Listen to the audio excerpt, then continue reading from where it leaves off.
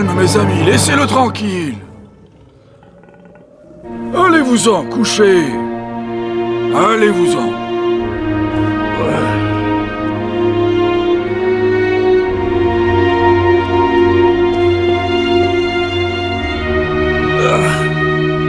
Que la paix soit avec toi, mon frère. Enfin, j'y suis arrivé.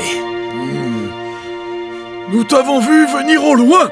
Dis-moi, as-tu suivi la route tracée par les étoiles pour nous retrouver? Oui, j'ai attendu de longues années avant de l'apercevoir. Et puis, je l'ai suivi. Cela fait plusieurs mois que je suis à votre recherche. Viens, suis-moi, mon frère.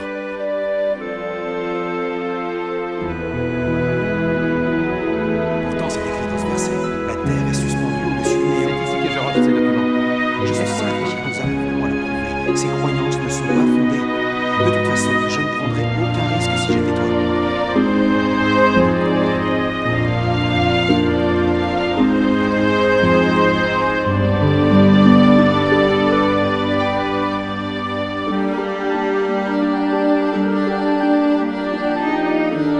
Ta couleur brune m'indique que tu viens de la tribu de Japhet. Pourquoi as-tu fait un si long voyage? J'ai traversé le désert parce que je suis à la recherche de la vérité. Qu'est-ce qui te fait croire que tu trouveras les réponses que tu cherches ici, parmi nous? Je veux connaître les secrets de toute la création. J'aimerais savoir comment la terre, les animaux, les étoiles et les humains sont apparus. Pourquoi as-tu besoin d'acquérir cette connaissance, mon frère?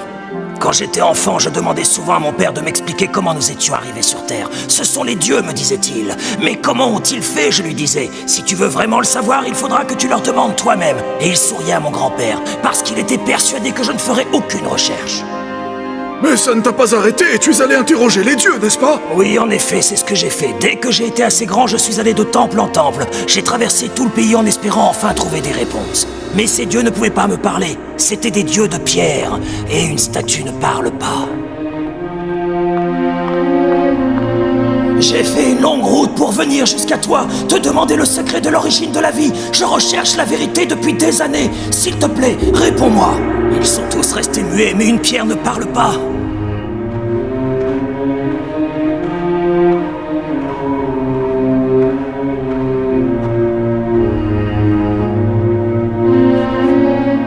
C'est alors qu'une chose très étrange est arrivée. Une nuit, j'ai fait un rêve tout à fait extraordinaire. Ou peut-être était-ce une vision, je ne sais pas vraiment. Dans ce rêve, je traversais le désert chevauchant mon chameau. Et soudain, derrière les dunes, m'est apparu un tout petit enfant souriant. Il venait vers moi. Et sa peau était aussi sombre que la mienne. Et il grandissait à mesure qu'il se rapprochait de moi.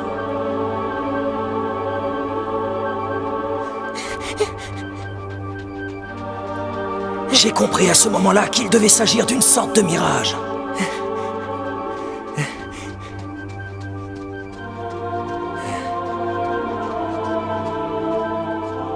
Si tu veux connaître la vérité, tu dois retrouver le livre sacré. Lui seul te parlera de l'origine de la vie. Mais de quel livre me parles-tu? On ne m'a jamais parlé d'un livre sacré qui dit la vérité. Le livre de la création, n'est-ce donc pas ce que tu recherches?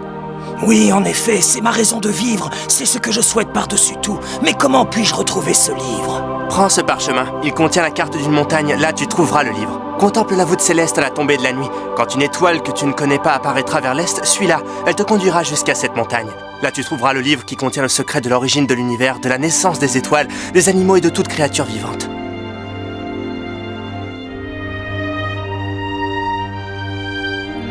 À mon réveil, j'ai trouvé le parchemin posé près de ma couche.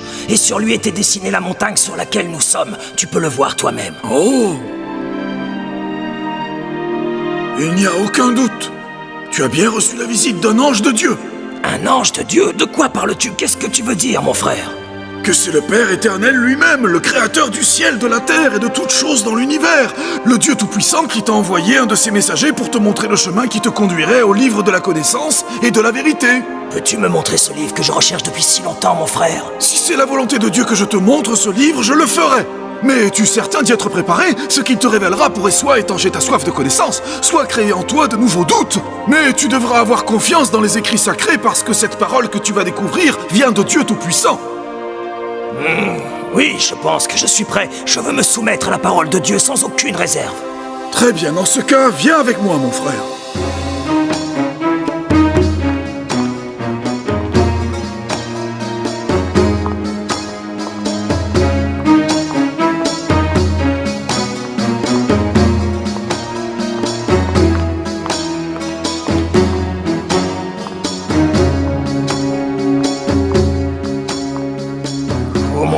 n'ai pas appris à lire dans cette langue. Que dois-je faire? Ne t'inquiète pas, mon ami, il n'y a pas de problème. Je peux t'aider et le lire pour toi.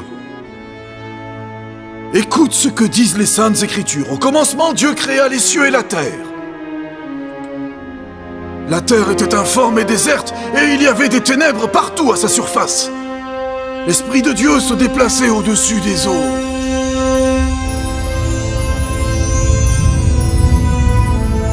Et Dieu dit... Que la lumière soit. Et alors, la lumière fut. Après cela, Dieu vit que la lumière était bonne. Et Dieu sépara la lumière d'avec les ténèbres. Dieu appelait la lumière jour, et il appela les ténèbres nuit. Ainsi, il y eut un soir et il y eut un matin. Ce fut le premier jour. Dieu dit ensuite... Et qu'il y ait un firmament entre les eaux, et qu'elle sépare les eaux d'avec les eaux. Et Dieu fit le firmament. Il sépara les eaux inférieures au firmament d'avec les eaux qui sont au-dessus du firmament. Et il en fut ainsi. Dieu appela le firmament ciel. Il y eut un soir et il y eut un matin. Ce fut le second jour.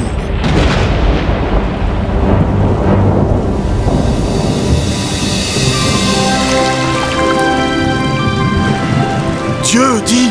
Que les eaux qui sont au-dessous du ciel se rassemblent en un seul lieu, et que la terre ferme apparaisse. Et il en fut ainsi. Dieu appela la terre ferme le continent, et il appela les eaux mer. Dieu vit que cela était bon. Puis il dit... Que la terre se couvre de la verdure, de l'herbe portant de la semence, des arbres fruitiers donnant du fruit selon leur espèce, et ayant en eux leur semence sur la terre.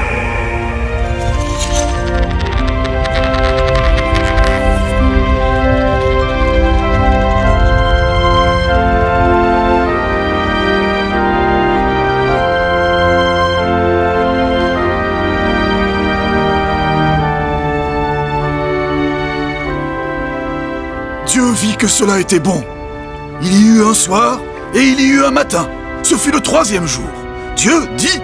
Qu'il y ait des luminaires dans le firmament pour séparer le jour de la nuit.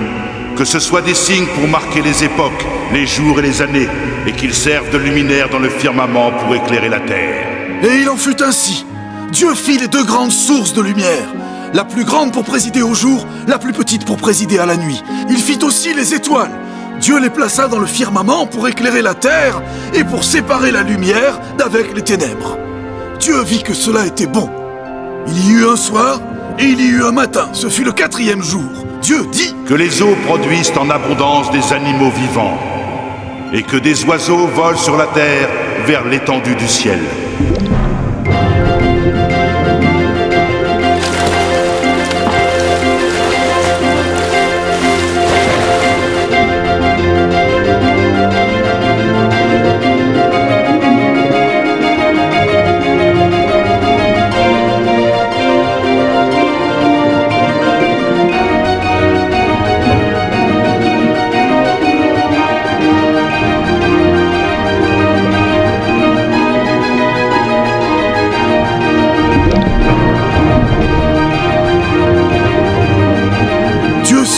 Les monstres marins et toute âme vivante qui se déplace. Il créa aussi toutes les espèces d'oiseaux. Dieu les bénit en disant « Soyez féconds, devenez nombreux et remplissez les eaux des mers et que les oiseaux deviennent nombreux sur la terre. »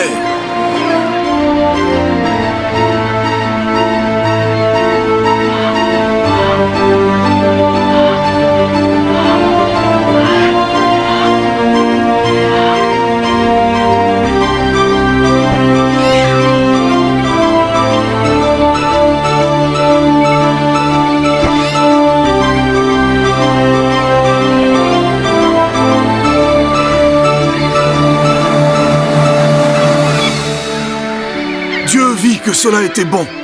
Il y eut un soir et il y eut un matin. Ce fut le cinquième jour. Dieu dit... Que la terre produise des animaux vivants selon leur espèce, du bétail, des reptiles et des animaux terrestres selon leur espèce.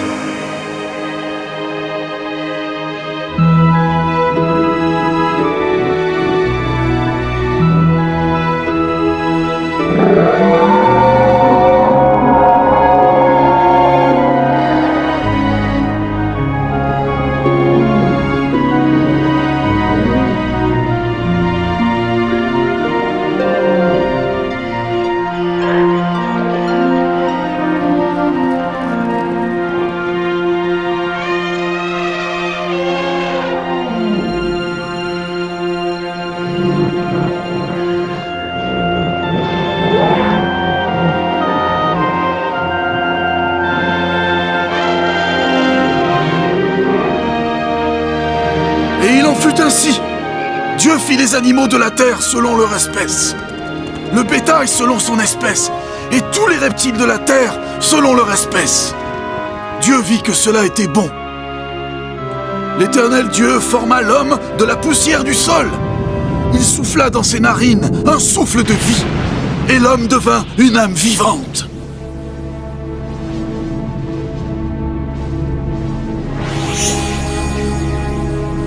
Puis Dieu dit: Faisons l'homme à notre image, selon notre ressemblance.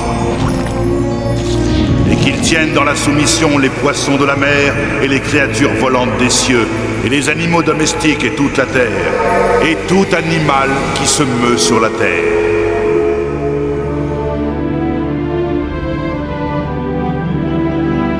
Puis l'Éternel Dieu planta un jardin en Éden, vers l'est, et il y mit l'homme qu'il avait formé.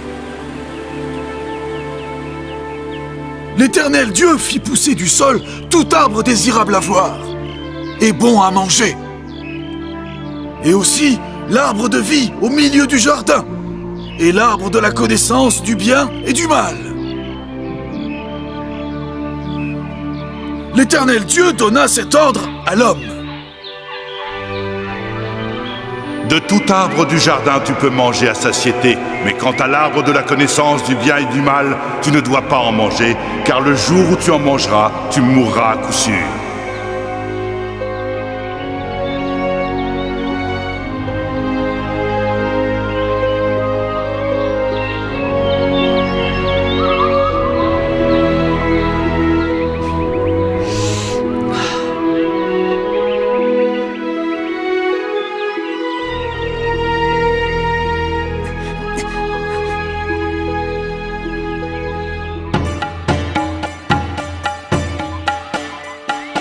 L'Éternel Dieu dit: Il n'est pas bon que l'homme reste seul.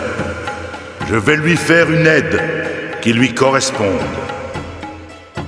Alors, l'Éternel Dieu fit tomber un profond sommeil sur l'homme, et pendant que celui-ci dormait, il prit une de ses côtes et referma la chair.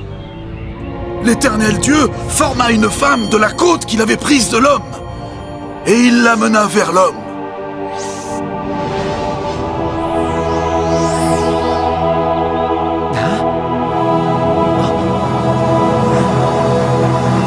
Voici cette fois celle qui est l'os de mes os et chair de ma chair.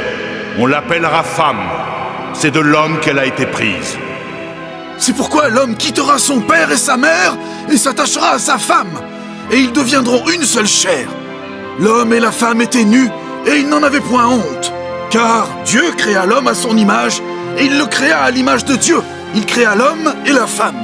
Dieu les bénit, et il dit: Soyez féconds et devenez nombreux, remplissez la terre et soumettez-la, et tenez dans la soumission les poissons de la mer et les créatures volantes des cieux, et toute créature qui se meut sur la terre. Dieu vit tout ce qu'il avait fait, et il trouva que cela était bon.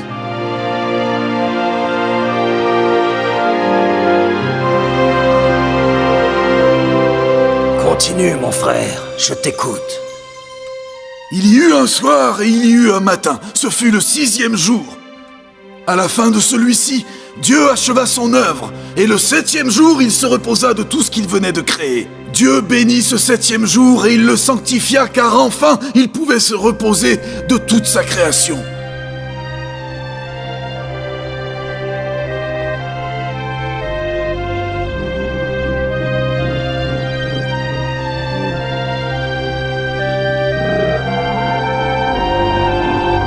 Le serpent était le plus sournois de tous les animaux des champs que l'Éternel Dieu avait fait. Il demanda à la femme: Est-ce vrai que Dieu a dit que vous ne devez pas manger de tout arbre du jardin? Du fruit des arbres du jardin, nous pouvons manger. Mais quant au fruit de l'arbre qui est au milieu du jardin, Dieu a dit: vous ne devez pas en manger. Non, vous ne devez pas y toucher, au risque de mourir.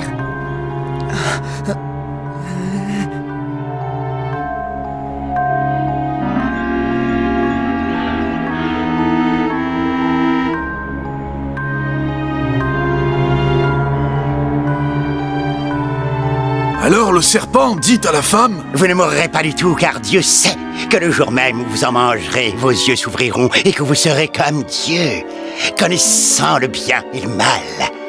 Regarde comme ce fruit est délicieux, aucun ne lui est comparable dans tout le jardin. Il te donnera la sagesse qui surpasse la connaissance. Tu serais stupide de ne pas en manger. La femme vit que le fruit était bon à manger et agréable à regarder, et qu'il pouvait donner l'intelligence. Elle prit le fruit et en mangea. Elle en donna aussi à son mari qui était auprès d'elle, et il en mangea. Tiens.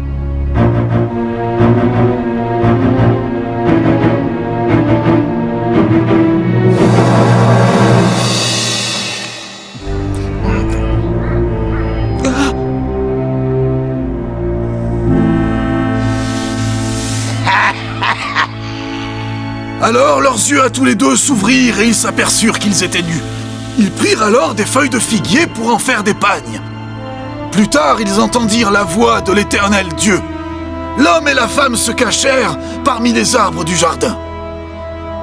L'Éternel Dieu appela l'homme et lui dit: Où es-tu?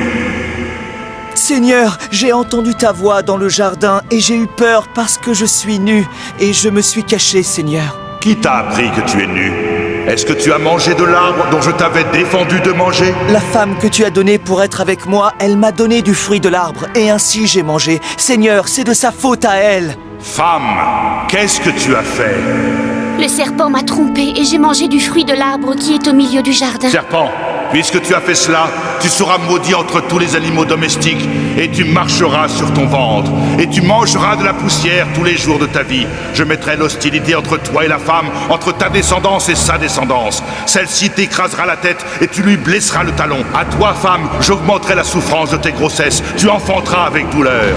Quant à toi, homme, puisque tu as écouté la voix de ta femme, et que tu as mangé de l'arbre au sujet duquel je t'avais donné cet ordre, tu ne dois pas en manger. Maudit est le sol à cause de toi. C'est à force de peine que tu en tireras ta nourriture tous les jours de ta vie. C'est à la sueur de ton visage que tu mangeras du pain, jusqu'à ce que tu retournes au sol, car c'est de lui que tu as été tiré. Car tu es poussière, et tu retourneras à la poussière.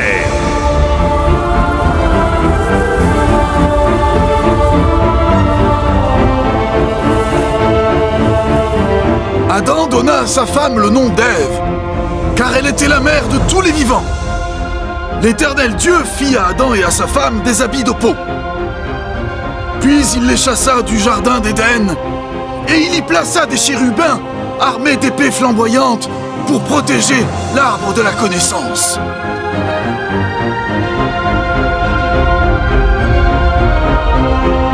C'est ainsi qu'apparut la vie sur terre.